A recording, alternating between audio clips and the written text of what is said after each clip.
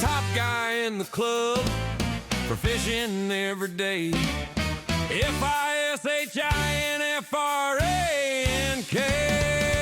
Hey, boys and girls, how's everybody out there in the wide world of, everything else? It's Friday, so that means it's fishing report time. Robert's going to be filling us in on what's going on around the planet. Captain Josh is over there. He's going to be controlling everything. As best I can. We'll yes. So, I guess, what do you guys want to get right into it? There's so many things in the world to talk about, but I think fishing's the best bet just to stay with, because everything else is nuts. Everything else is no question. Everything else is crazy. And not that the fishing's not been a little crazy, because it has been, but all the same, it's the sanest thing that we can deal with right now. So, yeah, exactly. Okay. So I guess we're starting up on the Peace River. I guess we are. Are we getting you into the map? Yeah, I'll take off and head to the map here. All right, let's find a map, and let's see if we can beam you in. Okay. All right, beaming you in. Did you bring your emotional support glasses? Oh, forgot my flying fish. Don't worry, I'll beam your glasses in. You want these down, right? There you go. I beamed your glasses to you. That off now, Robert? Yeah, I think so. No, it's still coming through. Okay, then it's this one. All right. Okay. Yep, now it's good. Okay. Get me and Robert in there. Here we go. And let's start it. Peace River, Harbor Heights, upriver, those kinds of places. Okay. That area. That's one of the better activity spots I've been hearing about. I mean, your neighbor, Jack, has been having a blast up there. Yeah, he goes out pretty much every day, and he's kind of got it down pat, and he finally got his boat lift, so it doesn't sound like a dying animal, in his last throes of life. Oh yeah, it's what for the first. Now he's got it greased and oiled and everything, so it. But oh goodness, that was crazy. But what's he catching? And he's just rocking it out there, having a blast. Catching some little snook, some jacks, even a few redfish. He's and he's catching them on both artificials and on shrimp mostly. But like last night, he was trolling back from the I-75 bridge up to Harbor Heights, and he almost got to your guys' canal and got railed by something and ended up straightening out a couple hooks. And I told him it was probably a really large jack. But he's having fun with that. But then I've had several other customers that have been up above. It was about 2 o'clock in the morning, and this was about 3 days ago. I don't sleep well, so I get up and I go out in the back porch and have some decaf coffee and a smoke, and all of a sudden, boosh, the canal just exploded with something. It was huge. It wasn't a school of jacks where there was a lot of individual blasting. One single large creature made it. I looked, I didn't see a gator. I have no idea what it was. I think it was a fish. Right. But it just, literally, I just bounced up out of the chair, walked out, took a look, and I can see for several hundred yards up down the canal. And I don't know what it was, but it was big. It sounded like a human fell in the water and at a skid. Yeah. Like a big human fell in and skidded across the water. So there's something big up there right now. Could be a tarpon, could be a Goliath, could be... I'm going to go with bull shark because I had a customer tell me he caught a 4.5, almost 5-footer, him and his son, off the dock there at the boat ramp at Harbor Heights. And I would go along with, because it reminded me of a shark attacking something. Whatever he attacked, it was big. Right. The creature attacking and whatever he was going after were large. This was not a small thing. Gotcha. But, bull shark would have been my next one on the list, because the only 3 things up there. Exactly. I agree with you 100%. Do we have any other reports up here, Robert? Yeah, a couple of redfish and a couple of snook and some Mayan cichlids and tilapia up there towards Shell Creek, both around the trestle and even up above the trestle towards the dam. and the guys are catching them trolling and also just throwing shrimp mostly. They're seeing some juvenile tarpon from the boat ramp, essentially out in the middle of the river, all the way up to just above the navigator. Talking in this area right in here, this is all real deep here in Harbor Heights. It's anywhere from 10 to 15 feet of water. Holds a lot of fish during the cold periods. Wooden Bay, the boat ramp's right inside Wooden Bay here. Here's the bay. Now this is very shallow bay. There's not a lot of water depth to it, but this bay, during the sunlight time, this gets a lot of warmth. And then right out here you have all the deep water. So it's that perfect concoction of shallow for sunny during the sunshine, and deep water for during the colder periods. But as you go up from Harbor Heights, you make the left bend, and we're going to go up a little bit here, Josh. There we go. Just stay on this left bend. As you get to this really narrow point here, make sure you stay far to the right around here, because this is exceptionally shallow. Guy with a boat, I went in there and I said, "You're aground." He was trying to put it in gear and the boat would stall. He'd start it again, put it in gear, the boat would stall. I'm like, "Bud, your outdrive's in the ground." "I got a lot of water here." And I said, "I'm going to ask you one more time. Do you want me to pull you back to deep water, or do you want to sit here and play in the mud?" And his wife, he was getting a little mouthy, and his wife said, "Will you shut up and let him pull you out of here?" So he was way over here, about 18 inches of water, thinking he had the water he had over here, but it changes drastically. This outside bend is 6 to 10 foot deep. It's got a lot of water in it, but all the silt gets deposited on the inside. So you just follow this up, and as you're going along a little bit further, okay, as we get to right here, now this is a rookery island. In about 2 months, there's going to be 1,000 birds nesting on this island, but this is underwater. This is a sandbar that's under the water, so you can get around that island, but you have to be very careful. It's best just to come up and look, and don't go by the nesting birds. I mean, give them a break. If you're in your bedroom having a nice time, or, in your dining room feeding kids breakfast, you want somebody coming in going, "Oh, gee, you're doing that really cute." Binoculars. Yeah, stay away. Watch the birds from out here. But as you get up, there's a red and green marker right here, which marks the end of Charlotte County, the beginning of DeSoto County. What's interesting about that is this red and green marker, there's channel markers as you go down this way, but from this point on, there are no channel markers. But also, DeSoto County has no regulation against camping on islands. Charlotte does. So as soon as you get here, there's a redneck campground here. This is all campgrounds here, and people just go there. Make sure you clean up your stuff. Don't leave the mess for the next person. I hate to be whiny about it, but you go there and you see potato chip bags or this or that, and you got to go in, go pick them up. It's just not fair. If you're going to take advantage of free campgrounds and the generosity of DeSoto County, make sure you pay for it by keeping it clean and nice. Yeah, because that's how you eventually end up with a no camping ordinance in DeSoto County if you keep doing it. Yeah, this will be shut off if you don't. But as you go up, there's plenty of islands to camp on. But again, as you come through here, this is very shallow. See the sandbar underwater? You got to be very careful going through here. Once you hit the red-green marker, go to dead slow idle and make sure you've got water to get across here. Now, you can come around the back side of this island, and once you get here, you're going to be blowing mud. It's very shallow, but it's liquid mud. It's not almost the same as water. You just don't want to hit it at high speed. You want to just idle your way through it. Then as soon as your prop clears and you're no longer blowing mud, now you can fire back up. And as you go up just a little further, you're going to come to a T.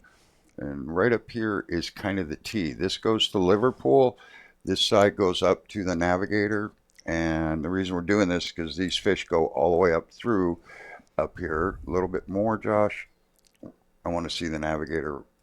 Okay, this is coming up, and you got to stay on the outside bend of this and then go to the center here, because there's a big sandbar that comes off of this. This goes up to Lettuce Lake, and you have a boat ramp right here and the Navigator's right here. This is all Navigator, picnic tables, restaurant, the whole bit. But there's a boat ramp right here. If you have a smaller boat, something under 20 foot, you can launch here and make your way out onto the river. But And I must say, they do have a very nice parking lot. yeah, So it's beautiful. yeah. You just don't want to try and launch a big boat up there. But anything under 20 foot. And going a little bit more, there we go. All right, ready? All right. When you come in to go to the navigator, you cannot just go through. This sandbar is just a few inches underwater. You got to come around the sandbar and back up into the navigator. You got all this dock space here. So it's a very cool area. But from here all the way down to Harbor Heights, you've got fish very actively working.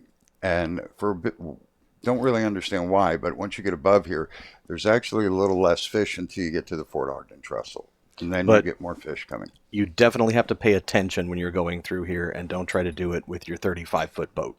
You're not going to get because of Island 33, your 35-foot boat's not getting there. Up to Island 33, the one we mentioned back down here, you're good. You get tons of water. It's very deep. You can run as big a boat as you want, but once you hit Island 33, you're not getting past that. All right. Shall we move on to the next spot? Sounds good. I-75 Bridges, Dars Park boat ramp area. Guys in the boat are catching a couple of small redfish, a couple of very small snook, and some jacks. One customer did catch a small black drum, probably, I'm guessing, 8 to 10 pounds. It was still nice and striped, but it had some girth to it. Yeah, right at the wooden bumpers here, those black drum this time of year, and they're smaller. They're nice table fare. You can get legal ones, which is what, 14 inches? 16. 16 inches. But you can get those right here by the bumpers at this time of the year. Half a piece of shrimp or small live shrimp. Which is neat because you just almost never come across the baby drum here. Mm-hmm. It's really weird. Yeah, the only place I know, I'll tell you about it once we get up into Port Charlotte. All right. Sliding over to the 41 Bridges. I've got no reports from there this week. Oh. A couple guys went down there, but he came back disgusted because he said the tide was so slack and there was it was just starting to warm up, so some of that black stuff was there during the slack tide, all the decomposing crap coming up, so everyone thinks it's floating turds, but it's actually just decomposing stuff from the bottom. But it's he also said how that it looks like floating sewage. Yeah. But it's not. No. It's just it has the shape and somewhat of the smell of sewage, but it is actually just decomposing plant matter. It's decomposing cyanobacteria, blue-green algae, which is why it's blue-green. Yeah, I see it mostly as browns. It is. It's browns and blacks. And, yeah, mostly which is why browns and blacks. Blue-green algae is a very confusing term. Hey, your eyeglasses are a little cockeyed there. Fix them up. Oh. That's much better, yes. Cock them even worse. All right, which There way? you go. There Okay. you go. Sorry, they get I just hung. kept looking at it, and you're like, you're getting I've farther got and further over. the new headphones on, and it's weird because I can hear me the whole time. And you did a great job of fixing the delay, Josh. Yes. Really I agree with you. great engineering. So I'm trying to get used to doing this with hearing myself as I do it. Anything from the Lashley seawall, Robert? Yeah, a guy caught a couple small trout and a couple of mangrove snapper off of there. Him and his son and daughter. He didn't specify who outfished who, but the trout was small, but they still had a good time for about an hour down there. But that was my one and only report I got off the seawall over there. Was trout and what? Encouraging. Yeah. Trout and what, Robert? Mangrove snapper. Mangrove snapper.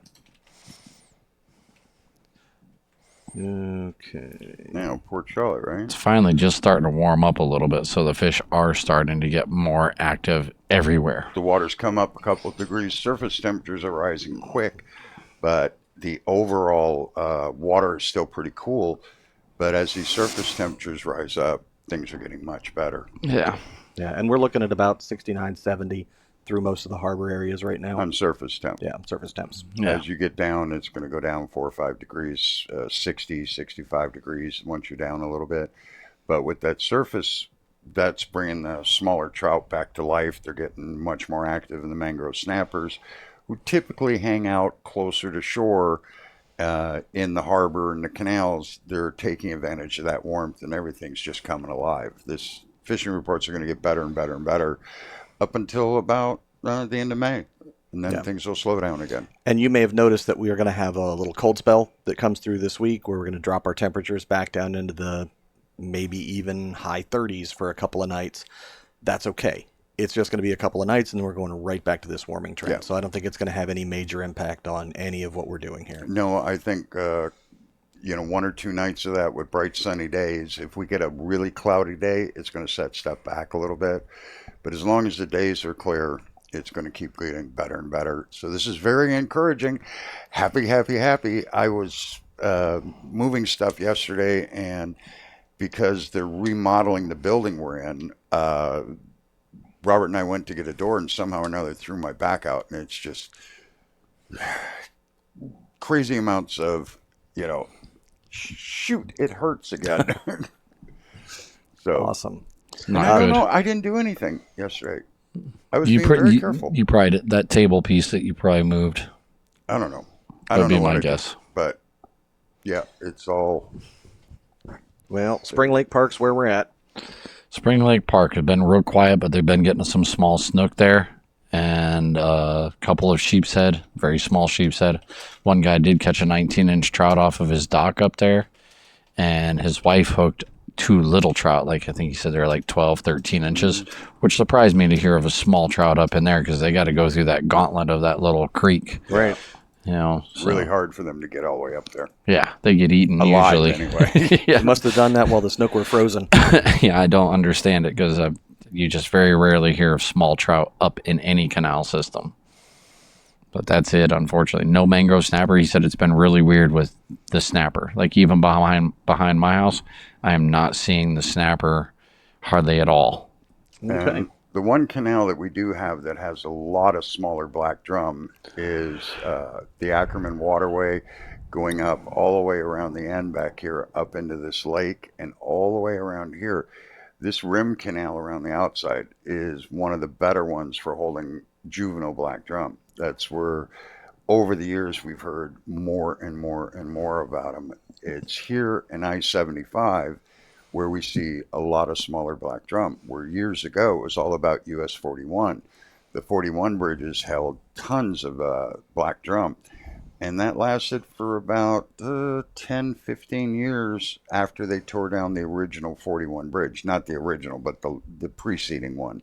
The original one was made out of wood, and then they made the one with the columns. They had the archways underneath. They would stack the bricks up, fill them full of dirt and rocks, but that was a great bridge, and there was very, very good fishing. But now it's this canal back here and up at I-75 where we see the most small black drum, not discounting the amount of small black drum in the PGI canals. PGI canals tend to hold a lot of drum from very, very tiny all the way up to the big ones because they're dredged, maintain depth. And so that is very good. But as far as the rest of the area, this rim canal here and up at I-75. All right. We are at the wide world of the Port Charlotte canals, Robert.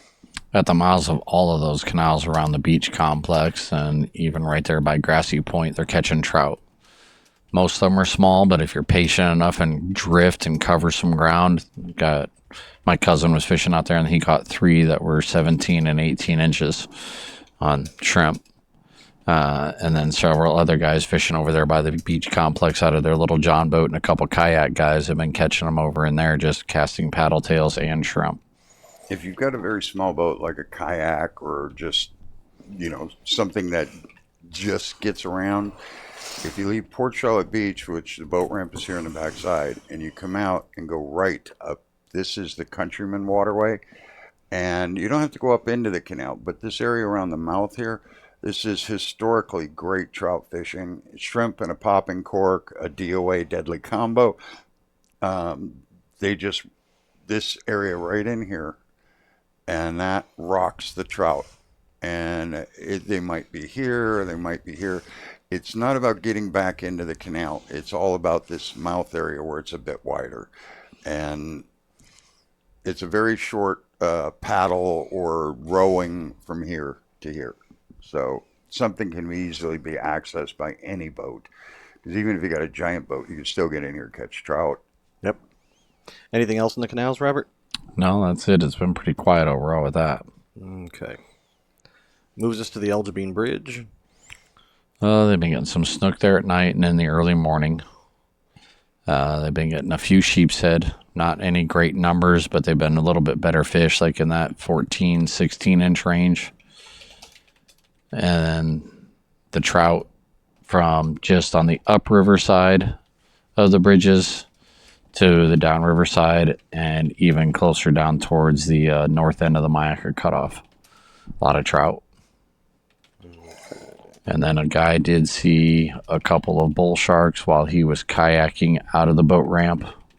As soon as he made it to the mouth, he saw one bull shark that was about 3 foot.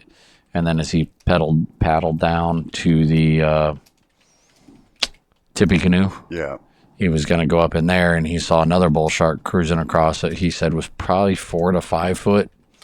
The water's so clear over there, he saw it coming without pushing a wake yet because it was in about 3 to 4 feet of water.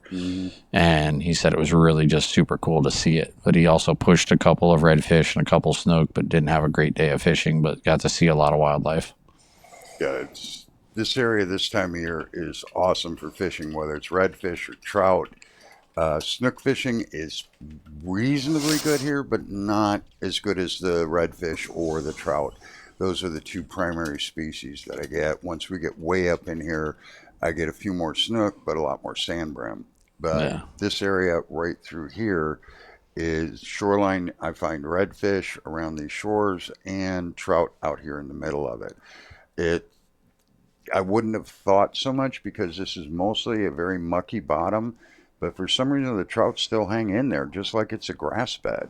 I think if they actually went through and cleaned this out and got some of the silt out of it because of all the canals and everything dumping into there for years, I think that once the weeds and grass were allowed to grow there, this would be one of the better fishing areas. But right now it holds more fish than it should. Right. That's the way I think about it. Yeah.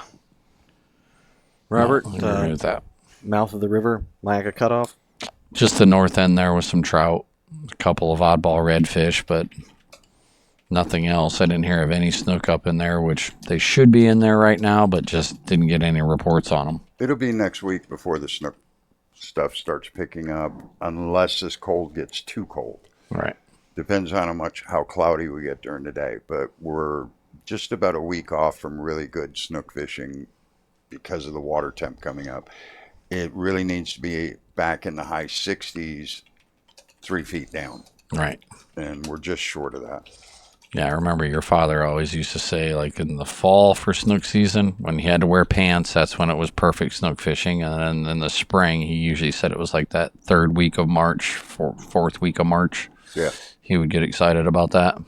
Yep, because putting the pants, getting rid of the shorts, putting the pants on, and as soon as you were taking your pants and going, okay, I want to go back to shorts, the snook fishing really gets good again. And I only remember that because of that giant snook that he came in so excited about that he caught that one day by himself down there on the east wall. Yeah. And just so vivid. It was cool because his dad didn't get excited about fish. He had caught so many different snook and redfish and everything else. For him to get genuinely excited about a fish, it had to be pretty damn impressive. Or grunts that he could eat. Right. I caught a squirrel fish this big. He would have been excited about that. Yes. Well, I only caught part of the beginning of that, so what I took away from it was if you take off your pants, you catch more snook. Yeah. Yeah. I would I didn't say want to screw it up. depends on So. who. Yeah. Yeah. All right. South Gulf Cove canals. I have not gotten any report. Well, I take that back. The guy with his kids caught a couple of the Mayan cichlids and a couple tilapia, and he caught a warmouth because he had a picture of it trying to find out what it was. And I haven't seen a guy bring a picture in of a warmouth in I don't know how long. It's been a while. That's a freshwater panfish. Yeah. Looks almost like some people get them confused with being like a baby smallmouth bass. Some guys will call them sometimes. Yeah. If you didn't know that there was a warmouth, you would think it's a smallmouth bass. Or a rock bass, depending where you're from. Right. There have also been some dead Mayans and tilapia floating in there. We saw some pretty good sized ones in there. And some people on Facebook have been blaming that on the low water levels. but it's not. It's just cold stress that finally caught up with those fish and killed them. Yeah. Low water levels don't have anything to do with it. They're behind the locks. Yeah. You know, Yeah. there's so little water exchange there, and it's been windy. Now, if it had been very, very calm for a while, and if this was July and it was really calm, you could blame it on that. But it's just cold stress. Now, the good news on the west wall is, do you have any reports, Robert? The West Wall? A Yeah. lot. Because there's water. Yeah. The tides are high enough. The fish can get there. You can get in to find the fish. So the west wall is just lighting up this last week. I mean, the Yeah. fishing.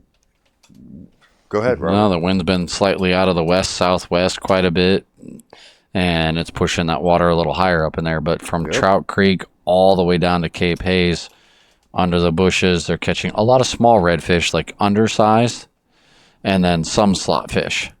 And then they're seeing a lot of snook. They're seeing some bull sharks. They're skipping some pompano and trout on top of the bar. Catching quite a few trout actually on top of the bar, just drifting.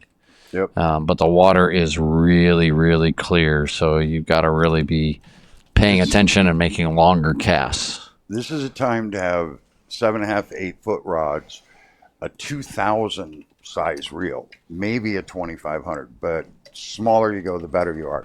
The longer the rod is, the smaller the reel is. That minimizes the loop coming off of the reel to cause friction to slow it down in the guides. So the smaller loop it made. So 2,000, 2,500 size, put 10-pound braid on, and you can zing that thing. And that's what you're going to have to do, because this is lighting up with fish. There hasn't been able to be a lot of fish there, so there's an abundant food source through here. We've got a lot of food, and there's been almost no access to it for the last couple months. So this is just lighting up, going crazy, whether you're looking for red, snook, trout. And on top of the bar, plenty of sunlight and dark weed pockets to attract those fish into them for the warmth. Plus the food is there. The west wall is just going to light up and get better and better and better over the next month. Yeah, It's going definitely. to be hard to find a spot there in the next month because fishing is going to get good. So any spot that's reasonably good is probably going to have a boat on it. Yep. All right, Cape Hayes Bar. Well, there's been some ladyfish, a couple of bonnet heads, and a couple of trout on the actual bar itself. And then I did have a customer catch like about a 4-foot black tip, as best I could tell from his picture, out in about 6 feet of water on the bar. He was working his way out towards marker 5. Yeah, probably right about out in here. Yeah. But a lot of these fish come up because this is so shallow, coming out here for a mile or more. They'll come up, especially like the black tips, which are very timid during the daylight. They want to stay in that deeper water, so they don't cross that. They come around it to get up, to go up in the harbor.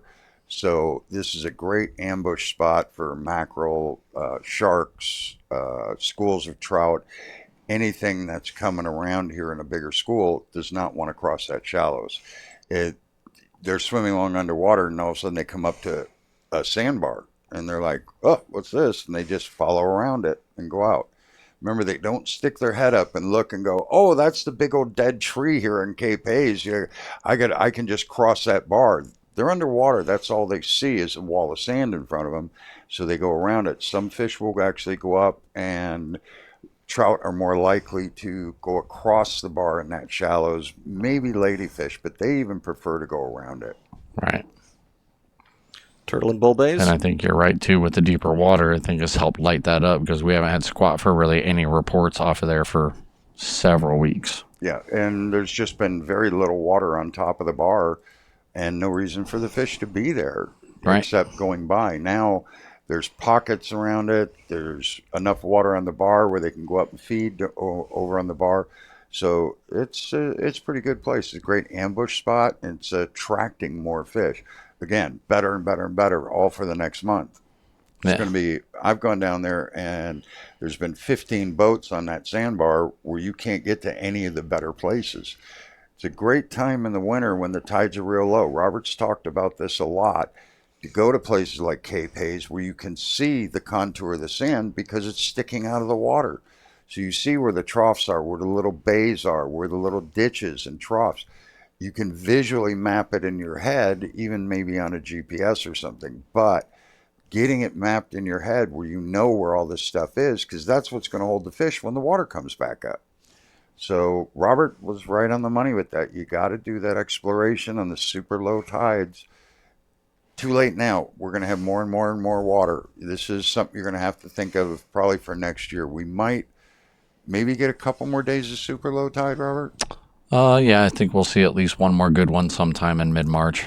So you got one more shot, but But when that water they ain't gets, going to be as low as it was January and February, though. yeah, it's still going to be tough to see it the way you could have over the last December, January, February. Yep. So next year, plan on doing a lot more scouting trips. Just put some lures on the boat, forget the bait, grab one rod and a lure or two, and just go out and scout.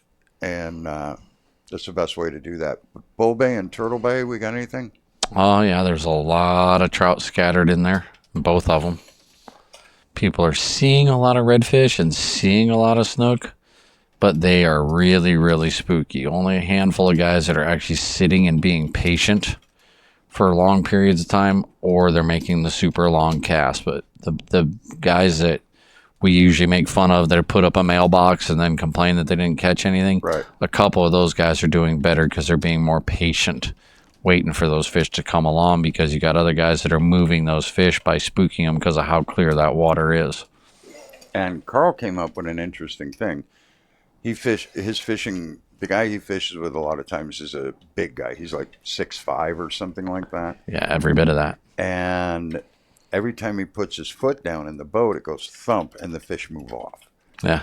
And so he was thinking about trying to put something like sea deck or sea foam or whatever that is on the deck to try and minimize the noise. Yeah. So if you're going to sit there, it's not a matter of sitting there with the radio blasting and, banging your stuff around. If you're going to sit, and when you say you're over here in Bull Bay and you're not catching anything, but you want to sit and wait, if you do it quietly and pick a seat and sit, don't walk back and forth on the boat, don't be walking up and down casting, find a place, put a bait out under a bobber, a DOA deadly combo, and just work that, but stay quiet, which means don't walk.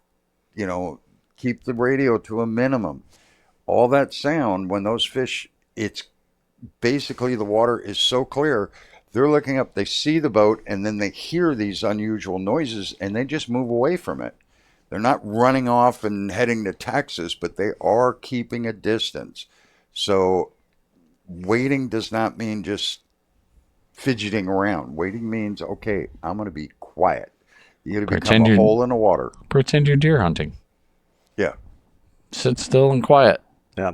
And stick yourself in place with the power pole or with an anchor, not with your spot lock on your trolling No, motor. spot lock is not going to do anything because it makes too much noise moving around because it's constantly trying to keep the boat in one place. Too much noise. Had a guy also catch some sheepshead in Gallagher's Cut. I would argue one point with you. I find my snoring always attracted fish or deer. When I was young deer hunting with my dad, I'd fall asleep and start snoring, and the deer would just all come. I'd wake up, there'd be deer everywhere around me. So snoring does attract deer. I can see that. They know they're safe at the moment. It's a natural deer call. Well, the snoring stops, time to run. But sheephead and Gallagher's Cut? Yeah, I had a couple guys catch some. And he said there's been a lot of boat traffic coming through it, but they caught, over a couple days, they caught some nice sheepshead in there. Yeah, if you were going to go in here and get your boat way off on the side and work in front of you, behind you, and out in front, you have a chance to catch some really good fish. But just understand there's going to be a lot of boat traffic running through there. Some of them very fast, some of them very slow. If you decide to stay there, it's your problem to deal with, not their problem to worry about you. So, get a good attitude and go hang out on the side. But most of them will be along this edge. So this is the better side to try and get out of the traffic. But it's not that wide. No matter what, you're going to get weight. But remember, when a boat goes by, throw in their prop wash. That's when you're going to get fish.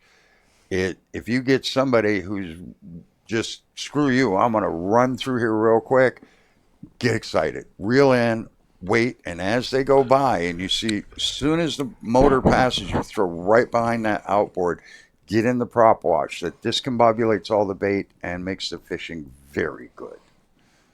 So it's not something to get upset about if you know what to do with it. If you get upset, it's because you don't know how to fish. Right. Moving on to Gasparilla Sound. Well, that's Now, been it could get dangerous with the wake, but as The far as worst is catching when fish somebody goes, slows down to be courteous and they slow down to maximum wake speed. So, yeah, where they're rolling 2-3 foot wakes at you. yeah. Yeah, that's always uncomfortable. Let's see. From Devilfish over to Three Sisters, they're getting trout. And then all through the Whidden Bay area, they're getting some trout. They're seeing some sheepshead along some of the little oyster bars that are there and along the mangroves. And they're seeing, once again, they're seeing snook. They're seeing some redfish, and some of those redfish are in like 3, 4, 5 fish schools of the bigger guys. Right. But they're moving.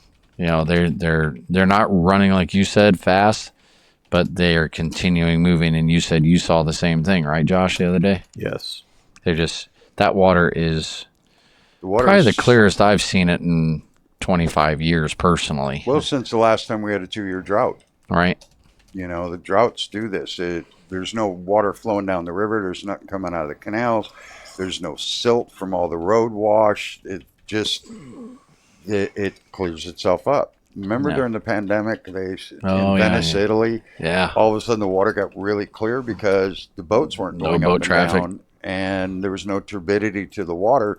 So it just started settling. Like they see these glacier ponds or a pond in a cave where there's been no wave action for hundreds of years, and the water's like glass. I mean, good glass. And that's the same thing happening here right now. Is there's nothing to. We haven't had really strong enough waves blowing against the beaches to create a lot of silt coming around. It's just been perfect for clear water, and got to be quiet.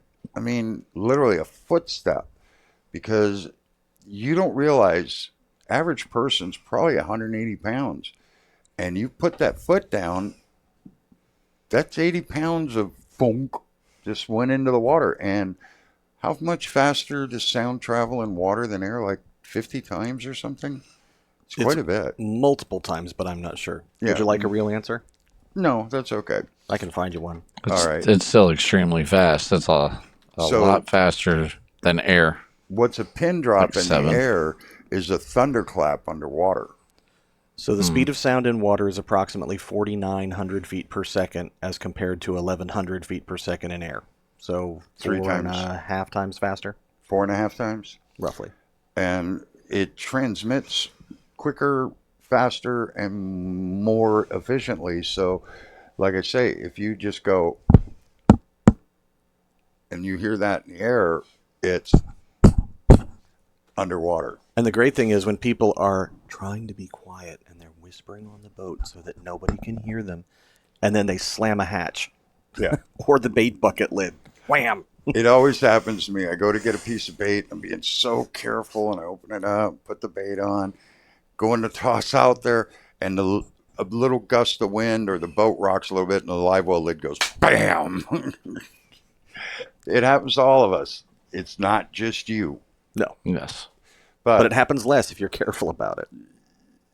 Yeah, Less. but I think- Not at all, but less. I think more dramatically, because you are being so quiet, and then that lid bangs and it just, Yeah. or someone drops their pliers. Oh, That's a good big one. Placida area?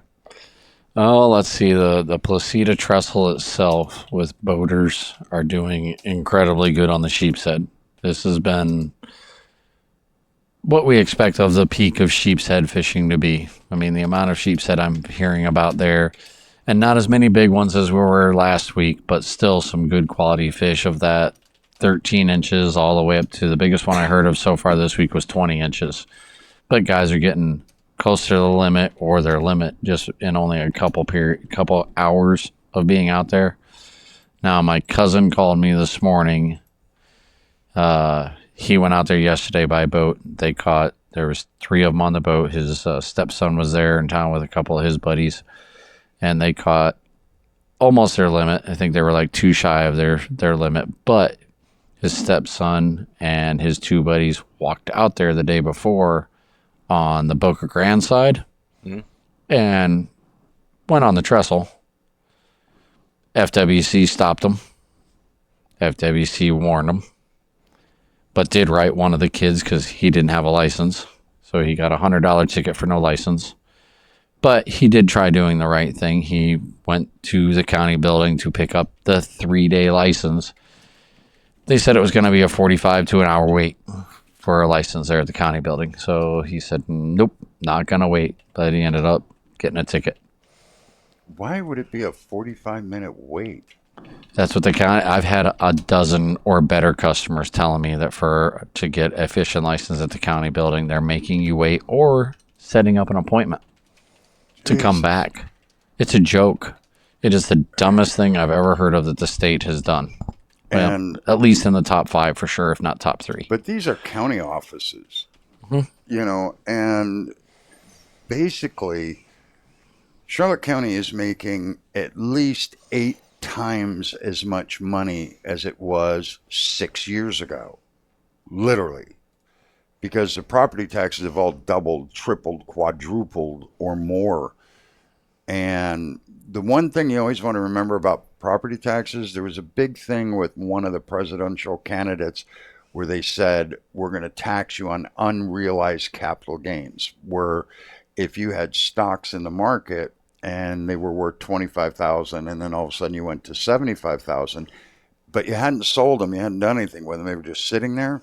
That's called unrealized capital gains if they tax you on it. That's what they do to us on our house, because they say your house is worth $50,000, then it's $100, then it's $200, then it's $250, and you get taxed on that amount even though you haven't sold it or done anything with it. It's still the same. Everything's just like it was, but they tax you on unrealized capital gains. And so it's our government's getting worse is what I'm saying. And to wait for fishing license, you went to get the license because you want to go fishing and do the right thing. And it reminds me of being in Germany, because when I got my first fishing license in Germany, I had to wait 30 days. I went in and did all the stuff, and then it took 30 days for you to get the license. And luckily I was working there and I was there all the time, so it wasn't that bad.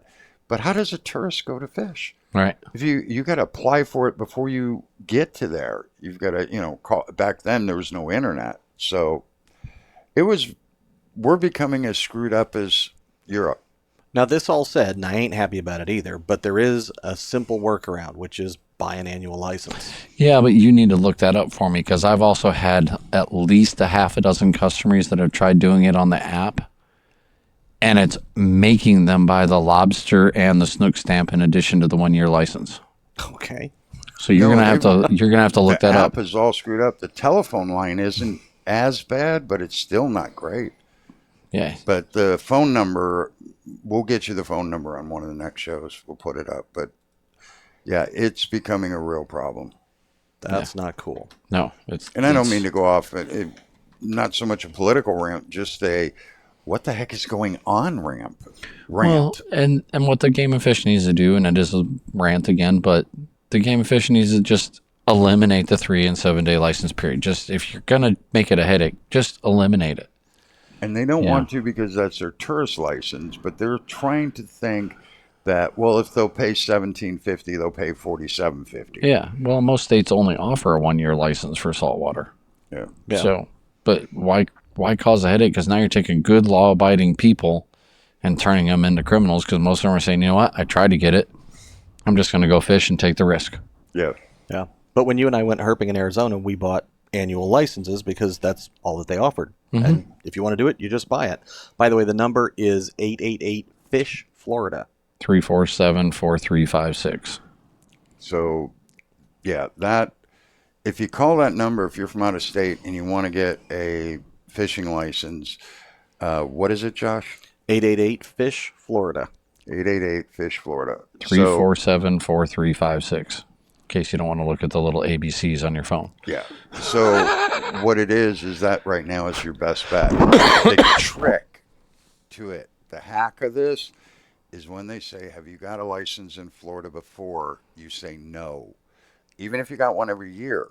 Because if you say, yes, I have had a license in Florida, you go to the automated system where you've got to know all these numbers and all this other garbage, and it's a nightmare. It's worse than the app. But if when you call that number and you say, no, I have not got one in Florida, you go to a person who will help you very nicely get a fishing license. So remember, if you call the number, no, I have not got one in Florida, and that sends you to a person. And they're just nice. They don't care. Yep. All right. Anything else in Placida area, Robert? Nope. Okay, then we should go ahead and move on to Lemon Bay. Lemon Bay, lots of trout reports. A few sheepshead underneath the docks throughout Lemon Bay, but I've been hearing a lot of just trout in general. Water temperature, one of the Englewood fishing guys was in the other day, and he said they got them from 12 inches to their biggest one was 19 inches. Over the course of a couple days, I think they caught 75 trout. He said the afternoon bite was better than the morning bite. He said the average water temperature in the morning was anywhere from 62 to 64 degrees, depending on the spot that they were at. And the highest temperature they got was 71, but most of it stayed in that 66 to 68 degree temperature range. What are we throwing? They were throwing nothing but paddle tails and a couple of the miradines. You know, that was their bait of choice. And he said there was fewer puffer fish, but a lot of lizard fish, but they still went through a lot of paddle tails, just getting chomped off. That's why you want to go to the DOA. With the DOA, something's happening with the mics. All of a sudden, Robert got quieter. Yeah, now, I'm not clear what happened there. And I'm quieter. And it changed when Robert did that sneeze. Yeah. Did all it really? Of a sudden. Yeah, it changed something. Yeah. Wow. The volumes, we're trying to use the headphones so we can keep better track of the volumes and, get to using sound effects and all this other kind of stuff. But, yeah, I don't know what's going on with that machine. I paid a lot of money for that thing. Yeah, I know. And I can tell you, it's not acting like it's supposed to. A podcast, do not buy the Roland video mixers. I have one sitting here on the floor that crapped out, and we've got another one over there. But I'll be going to the computer program mixers. We're pretty much done with this Roland stuff. That's thousands of dollars down the drain with the Roland. Which is such a shame. When it works, it's awesome. And Roland builds such nice other stuff. Their electronic drums are second to none. Yeah. But this is just ain't working. You've got right. Roland drums. Yeah. And I don't understand why this video mixer is such a piece of crap. I don't know. Maybe we got one that was built on a Monday. Two of them? We got one laying there on the floor and one over there. Well, because we had learned how to use it. When it went bad, we said, well, we'll just replace it. We replaced it with a newer, better version. But no, don't buy it. If you're doing a podcast thing, stay away from the Roland gear. It's just not worth it. all right. Golf, Robert? Had several reports this week from out there. A couple guys Now all of a unintentionally. sudden he's louder again. Yeah. And I didn't turn Robert up. I turned us up. Yeah, I watched. Couple of guys actually unintentionally broke the law because they didn't realize about the closure in February, March for the 20 fathom line. So one of the guys got into some red grouper from 21 inches to the biggest one being is either 29 or 31. I can't remember because I've had several reports from out there. And they were in 145 feet of water. So they were just a little bit outside of the range. And then another gentleman was also outside of the range in 140 feet of water. The three of them caught their legal limit of red grouper, but they also caught and released, it was either 13 or 15 gag grouper. Really? And good ones, like 24 to 30 something inches, 31 inches, 32 inches. And that's the first report I've heard of gag grouper, like any numbers. I've heard of like one little one here, one medium sized one there. But that number's in one day of fishing. And he said that was in a couple of different spots. But Josh had a point that this is kind of the time of year when they get into a little bit of their spawning aggregates. That's why the closure out past 20 fathoms exists, because it's a spawn season. So even the gags spawn that far offshore? I thought they spawned nearer shore. No, they spawn way far out. That would be like shallow water for gags to be spawning in. Really? Because No. I know their babies grow up inshore. Correct. What's happens is they spawn way out deep, and then the current brings them in and puts them in places like Charlotte Harbor or along the beaches and areas. And then as they get bigger, they work their way back out to the deeper water. But they're going to start here and go out there, even though they were born out there. The eggs float in. Same thing as snook. They all spawn out here because salinity, if they don't spawn in the salt, their eggs sink. They need the salt, the float, buoyancy, the flotation for their eggs, and their eggs all come inside. All right. But it's all part of the plankton. That's what a lot of the little fish eat. And But if you look at fish spawning glasses patterns, bent. redfish do the same thing, tarpon do the same thing, where they run out into that deeper water and spawn, but the babies need to come back inside. All right. You would think it'd be just more efficient to go inside and spawn, have your eggs right there. Well, the Right. problem You know. is that you've got these animals that are basically forming large spawning aggregations, and those babies are going to populate a large section of coastline. So the tarpon spawn aggregation, those fish come out of Tampa Bay, they come out of Boca Grande Pass, they meet together out there off the shelf, and then you've got babies that are coming in all the way from Tampa Bay down to the Florida Keys from a spawning activity. Okay. So, yeah. If they spawned inshore, then the babies wouldn't be able to spread as widely. With redfish being the exception, they don't spawn out there. They spawn up in the harbor. Not according to what FWC says. Really? FWC says that they spawn out in the Gulf. They don't go out as far as the tarpon do, but they Yeah. are spawning out there in that 150 to 250 foot range. Really? Yeah. I didn't know it was that deep. Yeah. Nothing makes sense anymore. But then You again, didn't expect it to, did you? I've got to believe. Even your sunglasses don't make sense anymore. No, they're bent, and I don't know why they won't unbend. The microphones don't make sense. The Roland doesn't make sense. Yeah, It's that kind of a everything's world today. rebelling against us today. It's a Have you Friday. noticed that? Yes. The- Anything else going out there, Robert? A lot of Snappers? grunts. A lot of grunts and porgies. Now, several of those guys went out there and said they caught very few lanes, very few beeliners, but they caught more grunts and porgies. So I told the guy, I said, well, that's how it was 20 years ago. Right. You never caught a lane snapper 20 years ago. And I it was like remember we one. had, was it during the drought we had lane snappers up the 41 bridge? Mm-hmm. It was, Yeah, they're catching a few smaller guys, yeah.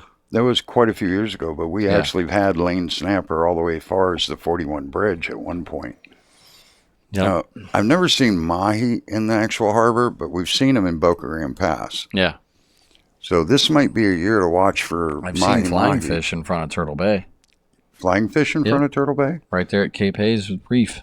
So We were running down to go. It was in the springtime because we were going out to look for tarpon. It was just at the beginning of tarpon season. It was like late April, early May. And we were going out there and we spooked a school of probably about 2 to 3 inch flying fish. There was 15 or 20 of them. Cute. And I was either with, I think I was with Danny. yeah. And they jumped out and flew 10 feet twice. Just hit and glided along and then back into the water. Did you Well- see that? I saw that. Was that mullet or was that flying fish? It was flying fish. I'm like, all right. Mullet that was with pretty wings. cool. Yeah, when Robert, there's one captain that if we get a chance to go with, we jump on it, and that's Captain Danny Latham. He's a local charter boat captain, but Captain Danny Latham, you get a chance to fish with him. It's an experience, and Robert and I, we both, if Danny says, hey, you want to go fishing, we'll drop what we're doing and go out with Captain Danny Latham. That's just been... He's probably the most natural-born fisherman I know of now. Yeah. Somebody who is actually born to do what they are doing. That would be Captain Danny Latham. He is he's an amazing guy, amazing captain. Absolutely. But very few I don't go out with charter boat captains. I can count on my fingers the time I've ever been with a captain. But with the exception of Danny, I don't even put him in that group. He's Right. so much better. Definitely in a class by himself, without a doubt. Venice Jetty's Venice Pier. I've only gotten one report off the jetty up there. Several customers were going there yesterday, but it's been kind of on again, off again with the wind up there. I got the guy catching some whiting on the beach side of Nokomis. He caught a couple of sheepshead. He tried fishing off of the rocks there, but he got so disenchanted after losing like 3 rigs in a row that he just went back out to the beach again and started fishing, and he caught 1 pompano and more whiting. Yeah. So it's been very weird. And I haven't had anything for sharkies. Like 0 for sharkies in the last, couple weeks? They've got that regulated down quite a bit now for fishing and all that. You know, you can't fish for sharks. You can't do this, can't do that. Right. But they must be enforcing it now or something, because it was always a law, a rule there, but they never enforced any of it. I'm pretty sure the sharks is literally the only thing that they can't do out there. Okay, So I don't think know. everything No, else but is they also okay. have a rod limit, and they've never enforced that too. Yeah. Well, and that's to stop somebody from going out here to the end and setting up 15 rods and saying, I own this piece of real estate. Yeah. And which they do anyway. Yeah, it's I just don't understand why I haven't gotten any reports from it, because yeah, it could be a really nice spot to go. because you got a restaurant there, and you know it's a really nice place to just go and spend the day, do some fishing, go in and get something to eat, and you got the beach. It's beautiful there. If you haven't been to Sharky's, head over there and check it out, because between the amenities and the pier and everything else, it's a day trip. It is, but I think it has also become more of a tourist place too. And tourists don't usually give us back fishing reports. Yeah. So I guess it kind of makes sense. But there is some awesome fishing off of it, and it's one of the few piers that you can access that goes out into the Gulf. So Right. And I'm surprised Cool it's place. still there. yeah, I think we all are. For as many times as it's been 'Cause it's- rebuilt. It's the only one that's lasted. Every other pier, like the one in Boca Grande, everywhere else, they've all been destroyed, demolished, and just won't hold up. All right, we're at the passes now, Robert, starting with Punta Rassa. You can skip them all until Captiva Pass. So nothing at Punta Rassa, nothing at Redfish, and then Captiva Pass. Captiva Pass, I've got several reports from that pass and the area around the pass. So a couple customers catching pompano down there on the beach side of the north side there, Cayo Costa, whatever, south side of Cayo Costa. And then they're getting some trout on the inside, just on the inside. And like trout, like good numbers of trout. And then they're also getting a few sheepshead. There's that buoy right in the middle of the channel right outside the pass, right? Out here, yeah. Yeah. I don't know if it's still there. I haven't been there since Yeah. the storms. He said further out where the buoy was or is, and he got some sheepshead drifting along the edge. He got 1 little flounder, and he did end up catching, I think 2 pompano, and all he was doing was dragging shrimp on a jig head. He had a 1/2 ounce jig head because the current was fairly strong. He was controlling his drift with his outboard, but staying right on the edge of the drop-off, and just dragging the jig head with the shrimp, bouncing it along the bottom. He said it worked really good for him last year with sheepshead and whiting. But he ended up catching a fair amount of fish. No snapper. Nothing at all. He did catch 1 bonnethead. I forgot about that. He did catch 1 bonnethead out there. Yeah, I got about a week's worth of cleaning and repairing on my big boat before we can get back out here. Every time I start to get going, like yesterday, I felt great. My back was fine. And then by the time I got home last night, it was like, even in the store here, I was limping my way out of the store. I don't know what the heck happened to me. Not good. Frank, stop Oh. breaking yourself, please. I stopped breaking myself. Yes, we'd really appreciate it if you would I stop hadn't- doing that. I didn't know I was breaking anything. I thought I was being very careful. Boca Grande Pass, Robert. A lot of sheepshead. A lot of sheepshead being caught from the beach, along with some whiting and some pompano. And then also the guys that are drifting the north side of the channel are catching pompano, whiting, few sheepshead. And a guy did hook a small Spanish mackerel out there drifting. It was the only one he caught, and then you told me about yours yesterday. Yeah, we caught 4 Spanish down here at the phosphate docks. So we're fishing down here. So you've got the phosphate dock here, and then you've got the empty area here, and then there's this section that gets into shallower water where there's some pilings.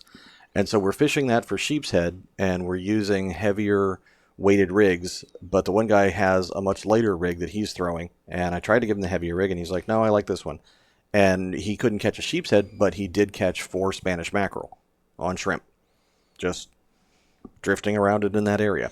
Which is weird because guys are trolling a little bit just off the beaches. Guys are trolling through the pass, and that was the one and only Spanish I heard of was that guy, and it was a small one, but then... Yeah, these were not big. These are definitely not big. They would have been keeper size, but not big. And then another guy did hook a black tip off the beach out there too. And a small jewfish, about 80 pounds or so. Goliath grouper, or whatever you want to call it. Okay. But haven't heard of the sandbar sharks. Haven't heard of any other bigger sharks around out there. Because the guy was asking earlier about the shark fishing. A couple more weeks. Usually the shark fishing picks up sometime in April. Yeah, that's what I explained to him. I'm like, he's like, well, where's the best place I can go? I said, Key West. He's like, we just left there. We caught 1 shark down there. I said, okay. Well, you got to wait. Usually around that 2nd to 3rd week of April is when they get here because they follow the mullet run in December, January, and sometimes February. But this year, very few sandbars came around. Very few bull sharks came around. The only oddball ones were a couple of black tip moments, but nothing consistent this winter at all with the bigger sharks. Yeah. Okay. Walking the Gulf beaches? Boca Grande, Blind Pass Park, and Milton Pass. I've gotten several reports from all of those spots. Whiting, pompano, sheepshead. One guy caught a snook at Milton Pass, and he said it was like 28 inches long, and he said it was a fairly good-sized fish. He never saw it, no nothing, just bouncing jigs along and caught that. A couple of redfish were caught out there. A couple of redfish were caught at Blind Pass. Several stingrays. One guy did catch what's the other puffer fish? The Rabbit fish? Rabbit fish. He caught one of those, and it was a good-sized one, and I've never caught one, but usually you see them, and they're like, 14, 16 inches long. Mm-hmm. And this one was probably about that same size, but it was really, really cool. He asked what it was to identify it. He thought it was some kind of puffer, but just neat. I've never seen one. They are neat. In person. I haven't caught one either. One day. Figured out my glasses weren't bent. It was just hitting my headphone the wrong way. So it wasn't the glasses, it was that your head was on crooked. My head was on crooked. Yes. Should have expected. Robert Matlacha. Matlacha, so off the pier or off the bridge itself, they're getting sheepshead. But in the immediate vicinity of Matlacha, they've been getting a few redfish around some of those shorelines. What is it, Indian Fields? Mm-hmm. The Indian Fields. Indian Fields, and then working their way a little bit towards Two Pines and towards... Oh, I know. I can't remember it either. You asked me. And the north side of Pine Island, basically, on that side. I forget the bay over there that people talk about all the time, but a couple of redfish over there, several snook, all small. A couple guys are seeing some bigger snook, but there again, they're spooky. The couple of redfish that I got the reports from is 2 kayakers. So they're able to get in there and be a little bit more stealthy, but they saw a lot of fish cruising around. They saw a lot of sheepshead up against the mangroves over there too. But they were more looking for redfish and snook and some of the juvenile tarpon. They fished the Cape Coral canals down further south there and saw a lot of little juvenile tarpon, but only were able to hook one. I guess they've been down here before off and on over the last couple of years, and that was one of their best days ever for juvenile tarpon, was fishing that whole area. So that's where they were concentrating their vacation. very cool. All right. Pine Island Sound? Up there around Mondongo, a lot of trout. I'll bring it down for you, Frank. That's okay. You don't have to. Mondongo and Patricio area, a lot of trout, couple of redfish, and then working our way down towards the shoreline behind the shacks on the mainland, the Right. Pine Island side. They're seeing a lot of redfish, catching a couple, seeing some snook, catching a couple. There again, guys are seeing a lot of fish, but they're having a hard time actually landing them.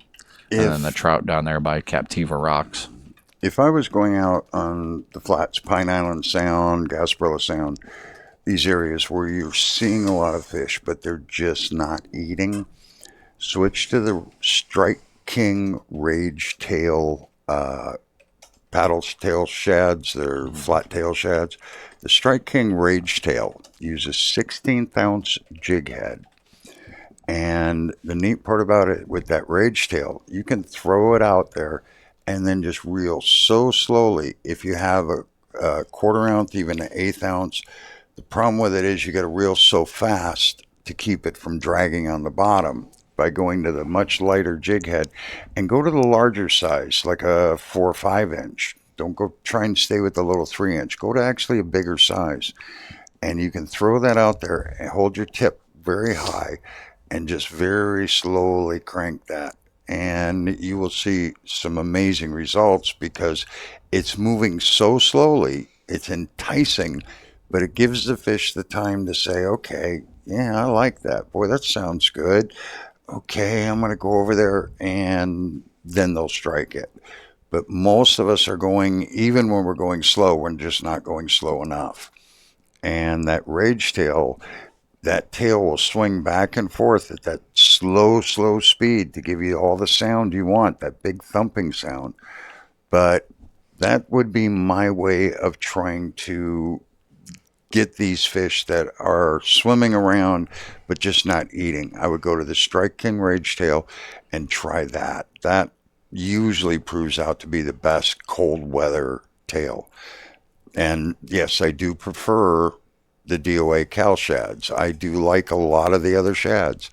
But when it's just the water's still this cold and the fish just aren't striking, that would be your best bet. Maybe a little Procure or even some garlic spray. Garlic's one of those where if they do strike, they will hold on. And that's the other thing that's hard to get them to do is a lot of times they're hitting but not committing.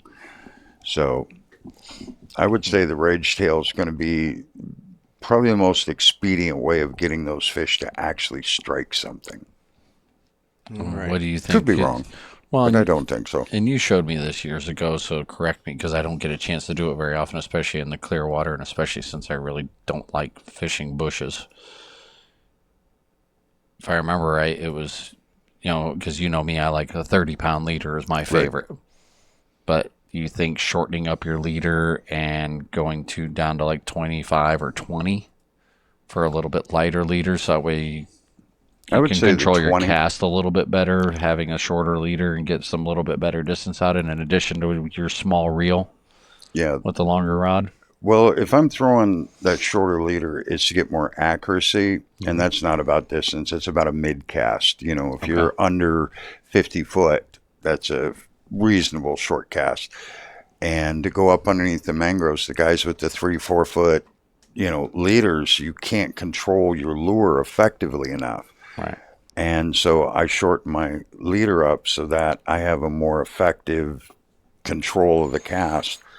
It's hard to whip around something that long and control where it goes. Right. So something a little shorter, I can control it.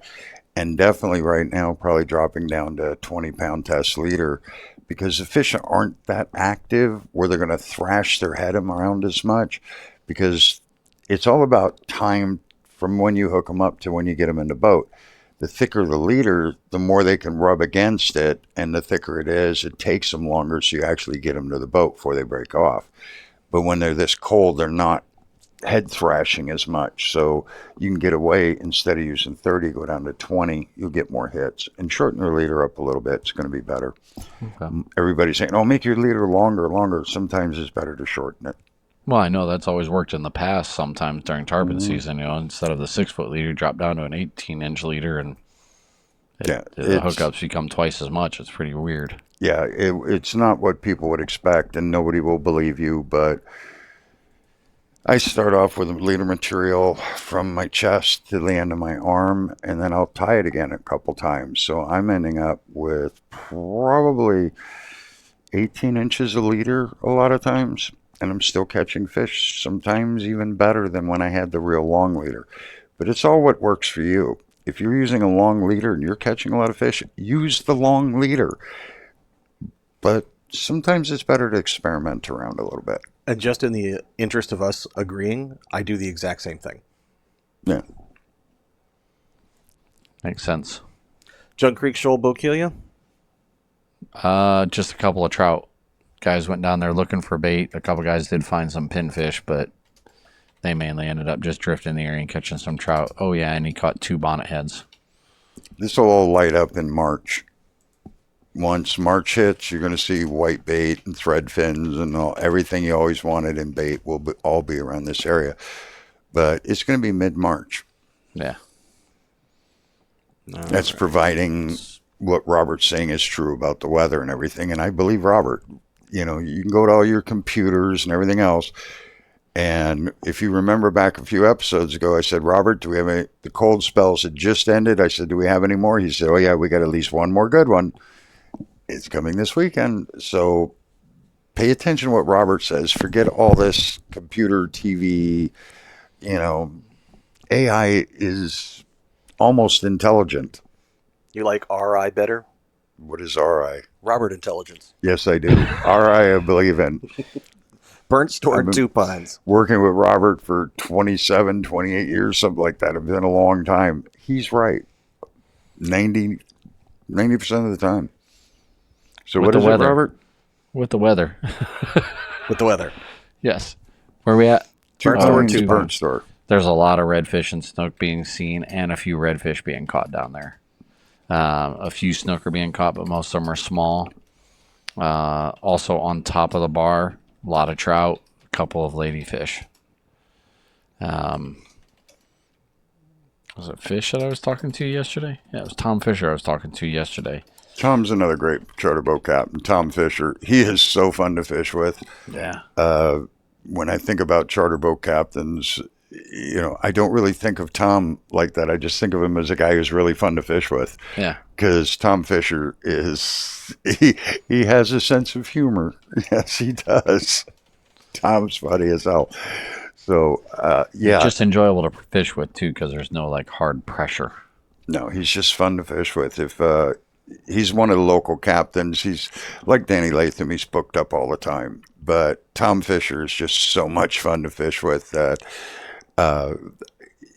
Yeah, I don't know. I don't think of him as a captain. I know that's how he makes his living, you know, fishing, hunting, and all the rest of that stuff. Because but I guess he's so much fun that. Well, he's one of the few that are extremely humble too. You know, he comes in and just tells you matter of factly he's catching fish and had a good time, and yeah, he's not. Tom Fisher's great, not bragging. But this is going to light up with redfish. Josh, do me a favor, just out of curiosity, zoom in on this right here. This is that. I want to see. Okay, no, I won't. I doubt if you could get through most of that, but go back to the road.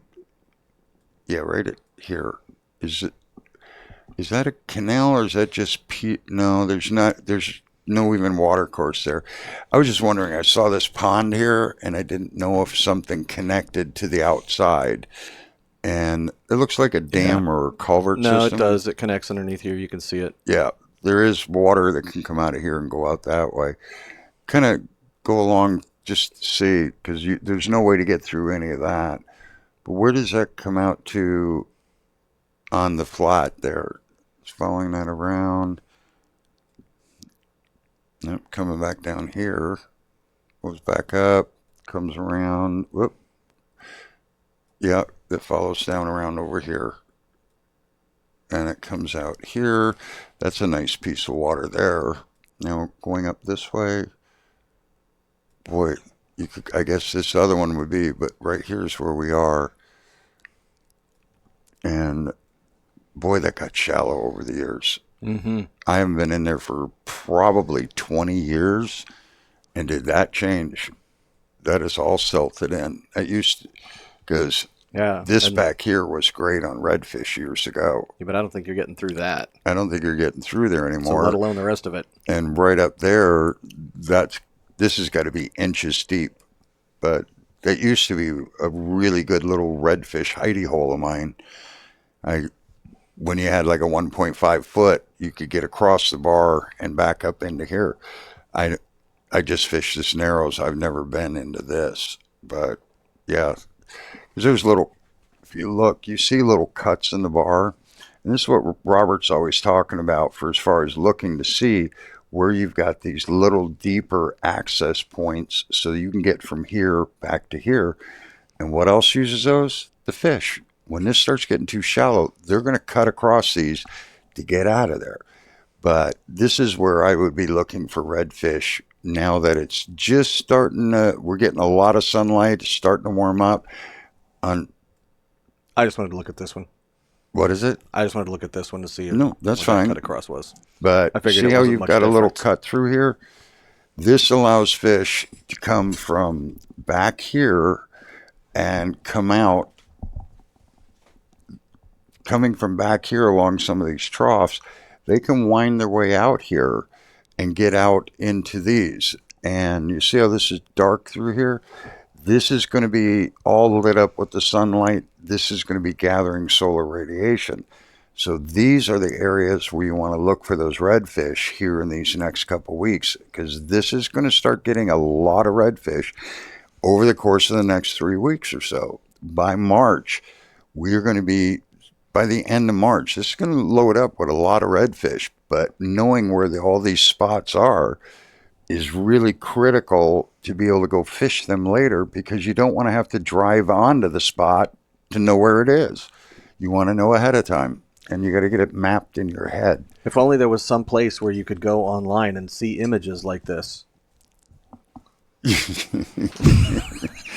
Yeah, I keep saying we're going to do a show about the website. Yeah. All right. East Side Keys and Pirate Harbor. Been a little quiet over there, but they have been getting some trout on top of the bar and a lot of bonnet heads. And then a few redfish up underneath the bushes, but I don't know why it's been so quiet this week with reports over there. Well, when Josh gets done typing it out, I'm going to have him zoom it out, and I'll show you why it's How slower far up do you want to zoom? than what I just need to see Boca Grande Pass. Okay. Most of the water from Boca Grande Pass comes into the harbor and shoots like a fire hose over here. And it hits sort of around Burnt Store Marina, but then that water washes up the east side, eventually going over here towards the Myakka. Mm-hmm. What's the one reason this is much slower than this side right now? The Gulf is cold. So every time we get an incoming tide, this is a blast of ice cold water coming up and filling the east side up, whereas the west side doesn't get that incoming flow. So this gets warmer, the bottom gets warmer. We've got a lot of little lakes and creeks that dump that warm water out every time the outgoing tide comes. So this is much warmer on the west side. Because of the time of year we're in, this slows down the east side. Now, if this was summer, it has the opposite effect. The cooler waters out of the Gulf come blasting across here and put nice cool water all through this side, refreshing the bait, making the fishing that much better. But because of the time of year, this water's probably 10, 15 degrees colder than what this was before the tide started. So you're getting all that cool water there, and that's slowing it down. That makes sense. Well, just I never even thought about that out of all the years, and that just never computed. old guy. I know. But you've shared millions and millions of pieces of wisdom, and it's still, we might have had that conversation at some time, but I don't remember it. So that's just cool. Yeah, it's just I relearned something or learned something. right. That's what happens the east side in the winter. That's why when the water's actually up like now, the west side is so much better. I tend to fish that west side after the cold spells goes and the water comes up because it's warmer. Right. All right. Alligator Creek Poacher's Cut in the skating rink. Just been a few trout in there, and then up further in, they may get some sheepshead up there closer towards the turn off to go into the Burnt Store Meadows, Burnt Store Isles. You know, Been some sheepshead right around there, along with just a couple of small trout. It's kind of sad because most people don't have the attention span to watch the whole report, so they're not going to know why the east side's going on because they've already clicked and maybe they click back later. That was One a of good the little things nugget. we've got to start introducing ourselves. I got to start saying I'm, Fishin' Frank. I own Fishin' Frank's Bait and Tackle in Port Charlotte because people think we're people who are picking stuff off the internet or something to do fishing reports. And our fishing reports all come from people who fish these areas because we live in this area. We don't do Tampa or New Smyrna or 10,000 Islands because that's not where our customers are. That's not where we're hearing stuff from. This is our own backyard. This is our backyard. This is where we live and play and do all that. We're local people who are telling you about local results, not trying to forecast the state of Florida.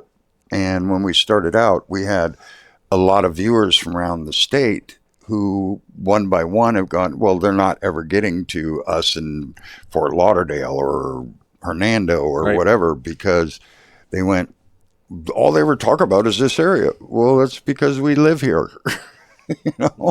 I'm not going to make stuff up to tell you what's going on in all these areas around Florida because we don't know. But I do have a source where I might be tapping into to get some other around Florida fishing reports, but we're going to go into that later. All right. Ponce de Leon Park. No good. Little tiny snapper and an occasional sheepshead. But it has been super, super quiet. I guess a guy did actually get written a ticket there the other day for an undersized snapper by the sheriff department. Praise the Lord. It's about time. And it wasn't Game of Fish. It was actually like the Punta Gorda sheriff. Right. He had a couple undersized snappers, so he wrote him a ticket for it. Hell, as long as somebody wrote it. It's about time. It needs to be You done. could fund the whole FWC budget if they just had a guy there giving tickets out to people who kept undersized fish. We or could sure too afford many to fish. rebuild our piers. Yeah, you could, with the fines you could get from the violations at Ponce alone, you could rebuild the piers and everything else, which I personally don't believe they're going to rebuild them. I think Charlotte County is using this as an excuse not to have to deal with it. You might be right. I am Wouldn't surprise me at all. beginning to believe that they're just going to ignore the whole thing and let it go away. Yep. I don't see, goes to the fact that forget your political views. The only thing I ask you to do is don't vote for name recognition. Yeah. If you go, boy, I know that name, vote for somebody else. Maybe some new blood will help because I'm not sure our commissioners are understanding the value of fishing piers and the water and the harbor. I don't know what's wrong with them because I know some of these guys, and on a personal level, they're awesome people. I mean, there are some of them that I know that are just amazing human beings, but they're really starting to suck as county commissioners. I mean, really starting to suck. And you've got 4 times, 10 times the budget and you're getting less done. I mean, you got to wait, you got to do this, you got to do that. Things should be getting better, not worse. So please, I don't care which party you belong to. I've never belonged to a political party in my life. Like Groucho Marx said, why would I want to join a club that would have me for a member? Vote on what people do or don't do, not by who their name is. Maybe things will get better. Maybe. We'll see.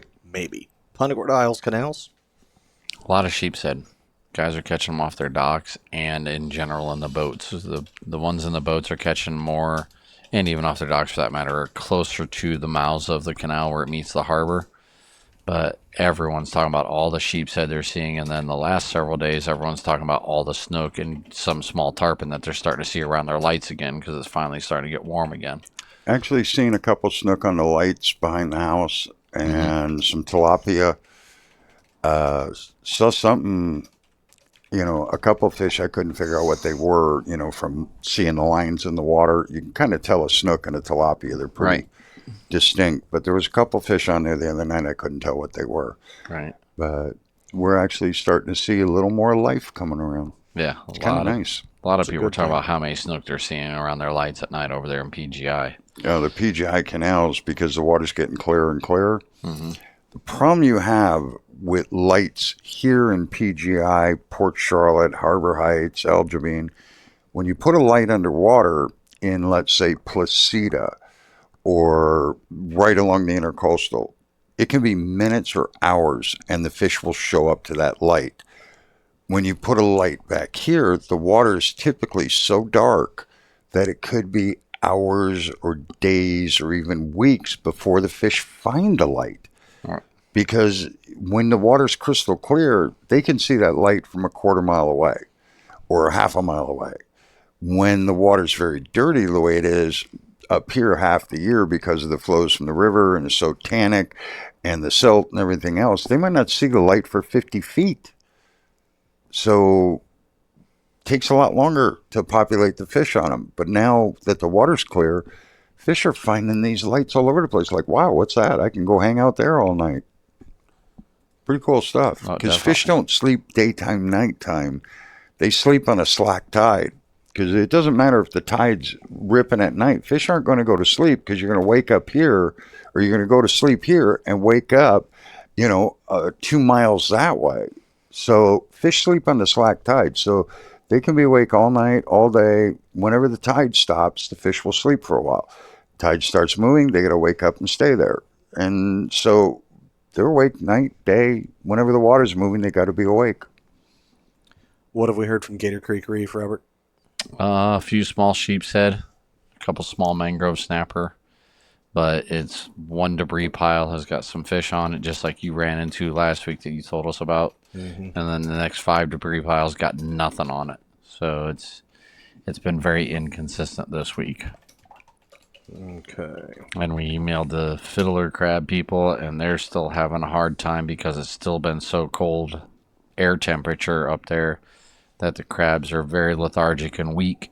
And they supplement some of their crabs with wild caught crabs along with what they're farm raising, and they're not able to get them both the wild and ship them too at the same time. So they said they still got us on the list, but as soon as they can get them out, they're going to get them. Yeah, it's funny. The hardest time we can get fiddler crabs all year unless it's really, really cold. Get them in the summer, the spring, the fall, rainy, whatever. We can get fiddler crabs. The only time you really, really need fiddler crabs is when it's cold. Right. And we buy thousands trying to keep ahead of when we can't get them. And we'll have 3, 4, 5,000 there.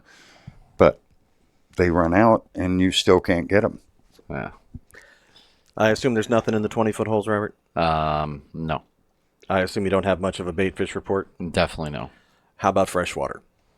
Minimal. So the bass fishing is starting to pick up a little bit. I've had several guys buying shiners, and they're they're getting ready into that post spawn. So they're seeing some bigger fish, like in the 3 to 4 pound range, and some of the smaller 2 to 3 pounders following them. And that's mostly been in the Port Charlotte canals and out at the web. And then they're catching some very small crappie out at the web.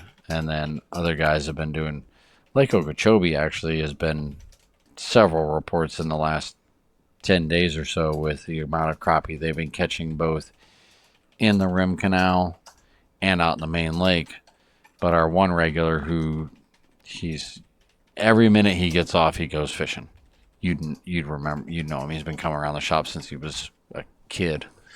But he's been going over to Okeechobee, and he said the water level's dropping so fast that he's having a hard time getting into some of those spots in and around the Rim Canal.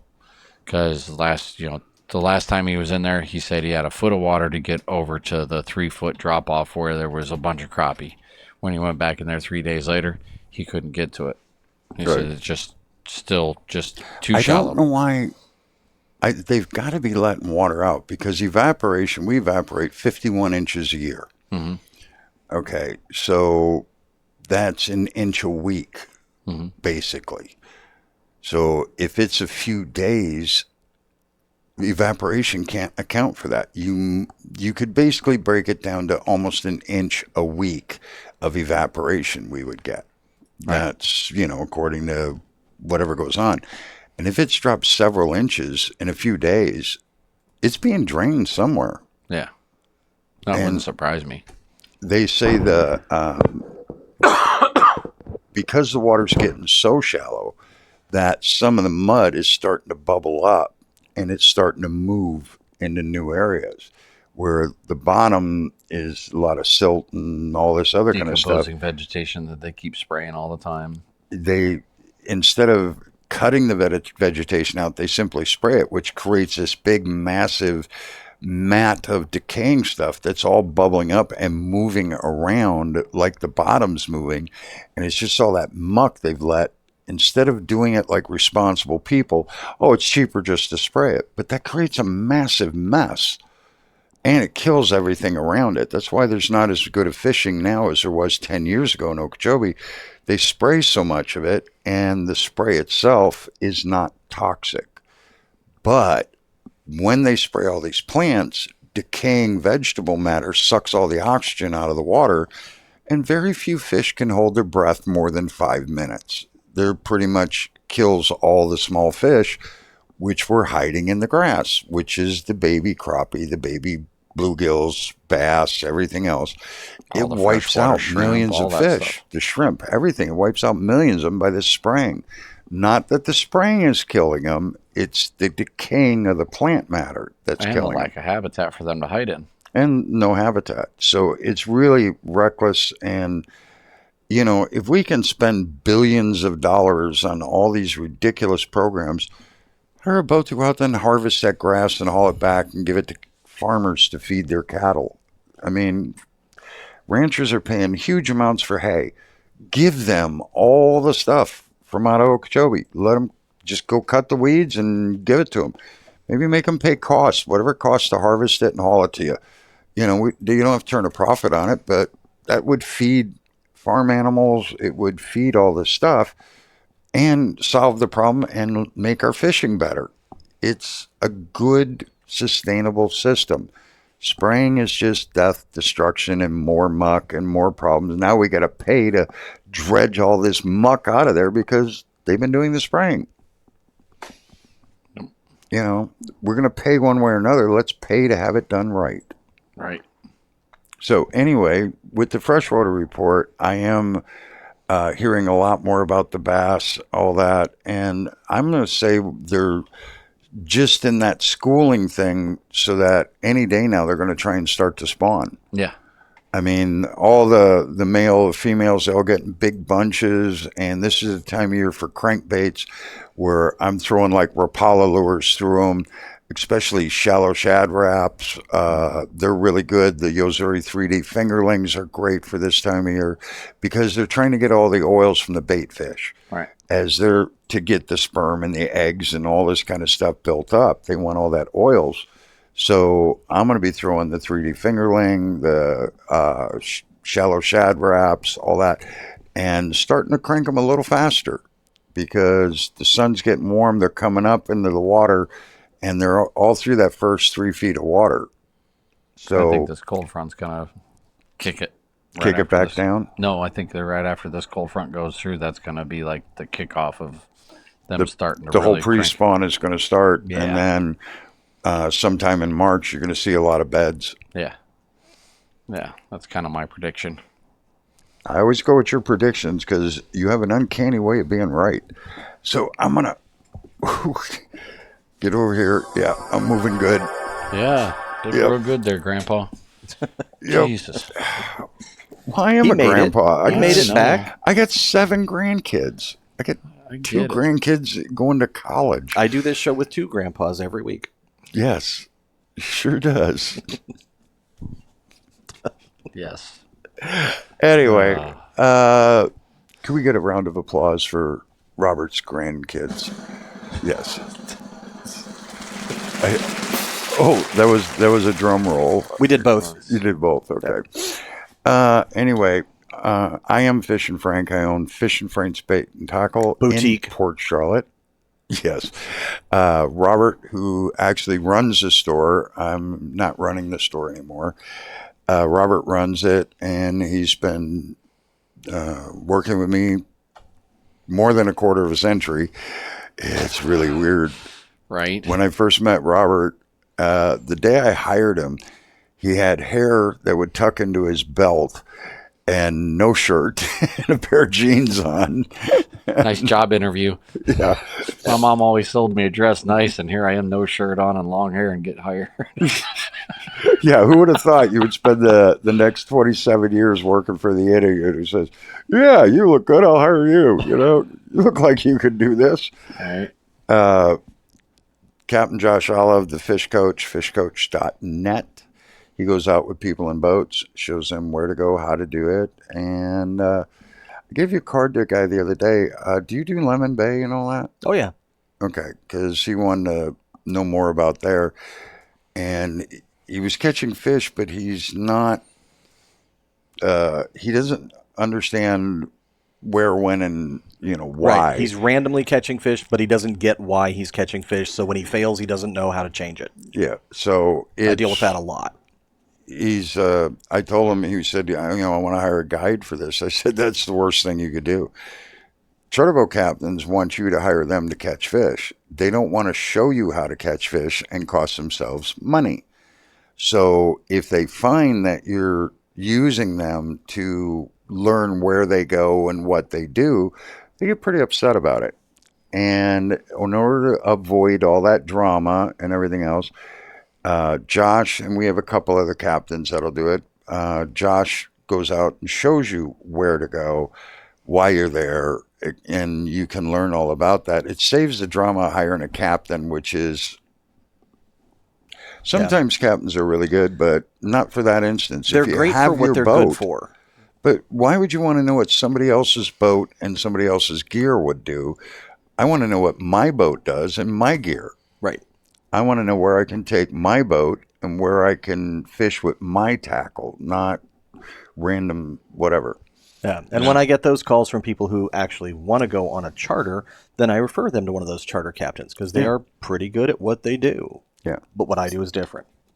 So anyway, from those of us here in the lovely downtown studios in Port Charlotte, Florida, actually we're in Charlotte Harbor, but we'll call it Port Charlotte for It's close safe. enough. Yeah. For legal purposes. For it'll legal do. purposes, we'll call it Port Charlotte. Anyway, we'll see you guys on the next one.